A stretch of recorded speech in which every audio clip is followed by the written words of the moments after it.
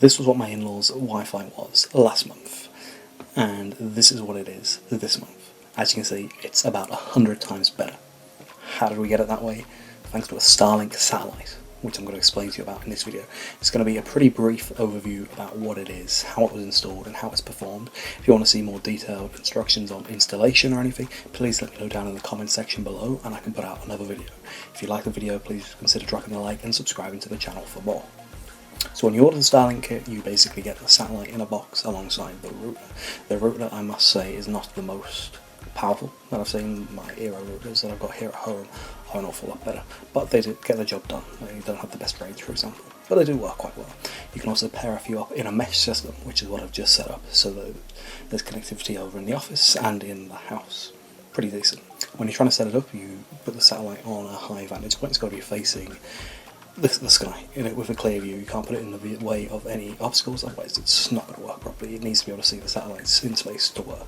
Once you've put it where you want, you can basically run an Ethernet cable down to the router, and then you plug the router into power, and that's it. You're good to go. That's all the physical hardware setup there is. If you're going to be using one long term, I'd consider mounting one. Starlink sells a bunch of different mounts for your roof or drain pipe, or you can buy third party ones on Amazon. I'm not sure quite how reliable they'll be. As for setting up in the app, you can just download the Starlink app on your phone, and it's going to find the satellite, and it'll walk you through connection options. You have to choose your package and subscribe to it on a monthly basis. It's a rolling contract, so you're not tied down to anything. It's just like any other subscription. You can cancel anytime. You do have to pin the Starlink satellite to a specific location. So for example, I couldn't pick it up and bring it here. Not that I'd want to, because I've got wired gigabit internet, but for example, I couldn't do that without changing it on the Starlink account settings. If you do want one that you can take around, there's a Starlink Mini, which is a backpack option. They even sell a boat option in case you own a yacht and sail around the world or whatever. Once you're all set up, you're going to name your router and give it a password, just like any other router you get set up. Although I find this experience was a lot easier than any other third-party router or internet connectivity option I've ever set up. If you're in the UK, you know how unreliable BT's OpenReach can be, so this was a dream in comparison. From there, you're just going to connect your devices to the router, and you can start using the internet as it does.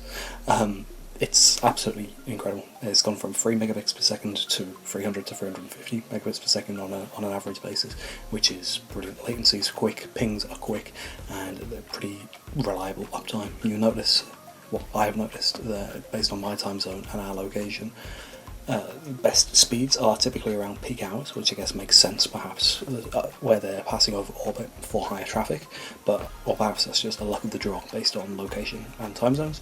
But around 5 PM in the evening, for example, is when I clock some of the best speeds, which is probably when you clock some of the worst on any copper cable connection. If you're in an area where you are stuck on a copper line, you're not going to get a fibre upgrade like my in-laws, then I'd definitely recommend getting one of these set up. As I said, this was just a very brief video about the performance and how you go about getting one. If you'd like to see something a little bit more in depth, please let me know down in the comment section below, and I'll see you in the next one.